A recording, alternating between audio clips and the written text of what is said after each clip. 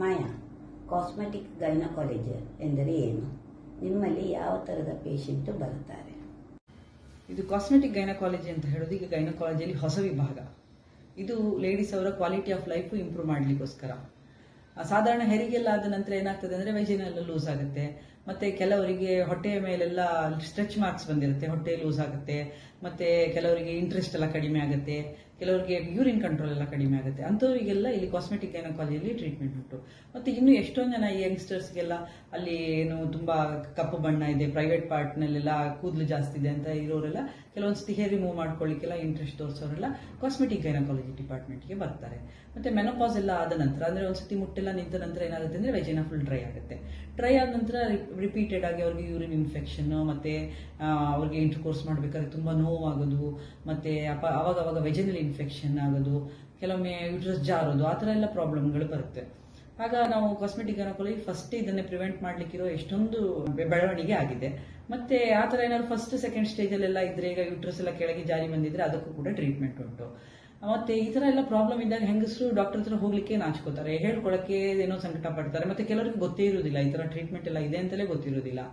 ಇಲ್ಲೇ ಕಾಸರಗೋಡಲ್ಲಿ ನಮ್ಮಲ್ಲೇ first time ಈಗ ಜೆಟ್ ಪ್ಲಾಸ್ಮಾ ಅಂತ ಮಿಷನ್ ಇದೆ. ಅದರಲ್ಲಿ ನಿಮ್ಗೆ ಏನು ನೋವು ಎಂತ ಇರುವುದಿಲ್ಲ. ಸಾಧಾರಣ ನಿಮ್ಗೆ ವೆಜನಲ್ ಸ್ಕ್ಯಾನಿಂಗ್ ಎಲ್ಲ ಮಾಡಿಸೋದಿಲ್ವಾ, ಅದೇ ರೀತಿ ಈ ಮಿಷನ್ ನಲ್ಲಿ ನಾವು ಸಾಧಾರಣ ಈ ತರ ಪ್ರಾಬ್ಲಮ್ಸ್ ಗಳಿಗೆಲ್ಲ ಟ್ರೀಟ್ಮೆಂಟ್ ಉಂಟು. ಮತ್ತೆ PRP ಅಂತ ಟ್ರೀಟ್ಮೆಂಟ್ ಕೂಡ ನಮ್ಮಲ್ಲಿ ಮಾಡ್ತೀವಿ. ಮತ್ತೆ ಎಲೆಕ್ಟ್ರೋಮ್ಯಾಗ್ನೆಟಿಕ್ ಚೇರ್ ಟ್ರೀಟ್ಮೆಂಟ್ ಎಲ್ಲ ಉಂಟು.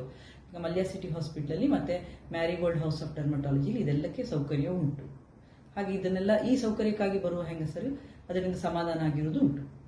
ಈ ಚೇರಿಗೆ ನಾವು ಎಲೆಕ್ಟ್ರೋಮ್ಯಾಗ್ನೆಟಿಕ್ ಚೇರ್ ಅಂತ ಹೇಳ್ತೀವಿ. ಇದು ಏಜ್ ಆಗ್ತಾ ಕೆಲವರಿಗೆ ನೋಡಿ ಕೆಮ್ಮುವಾಗ ಸೀನುವಾಗ ಎಲ್ಲ ಮೂತ್ರ ಬರುವುದು ಆಚೆಗೆ, ಮತ್ತೆ ಗರ್ಭಕೋಶ ಕೆಳಗೆ ಜಾರುವುದು, ಅದೆಲ್ಲ ಯಾಕೆಂದ್ರೆ ಅದು ಮಸಲ್ಸ್ ನ ಸ್ಟ್ರೆಂತ್ ಕಡಿಮೆ ಆಗಿದೆ. ಏಜ್ ಆಗ್ತಾ ಇಲ್ಲಿ ಕೈದು ಕಾಲದೆಲ್ಲ ಮಸಲ್ ಸ್ಟ್ರೆಂತ್ ಕಡಿಮೆ ಆಗ್ತದಲ್ಲ, ಹಾಗೆ ಪೆಲ್ವಿಕ್ ಫ್ಲೋರಿನ ಮಸಲಿಗೂ ಸ್ಟ್ರೆಂತ್ ಕಡಿಮೆ ಆಗ್ತದೆ.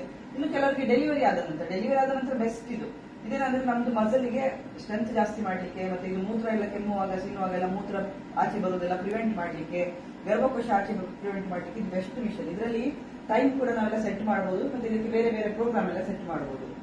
ನೋಡಿ ಈಗ ನೋಡಿ ನಿಮ್ಗೆ ಹಾಕಿದ್ರೆ ಗೊತ್ತಾಗ್ತದಲ್ಲ.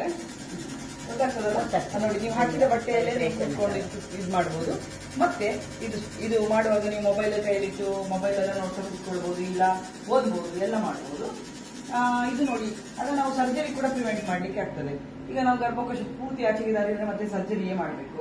ಈಗ ಮೂತ್ರ ಕೆಮ್ಮುವಾಗ ಸೀನುವಾಗೆಲ್ಲ ಮೂತ್ರ ಹೋಗ್ತಾ ಇದ್ರೆ ಸರ್ಜರಿ ಮಾಡಬೇಕಾಗಿ ಬರ್ತದೆ. ಏಜ್ ಆಗ್ತಾ ವೆಜಿನ ಇದು ಮೆಸಲ್ಸ್ ಎಲ್ಲ ಸ್ಟ್ರಾಂಗ್ ಆಗ್ಲಿಕ್ಕೆ ಇದು ಬೆಸ್ಟ್ ಎಲೆಕ್ಟ್ರೋಮ್ಯಾಗ್ನೆಟಿಕ್ ಚೇರ್ ಥೆರಪಿ.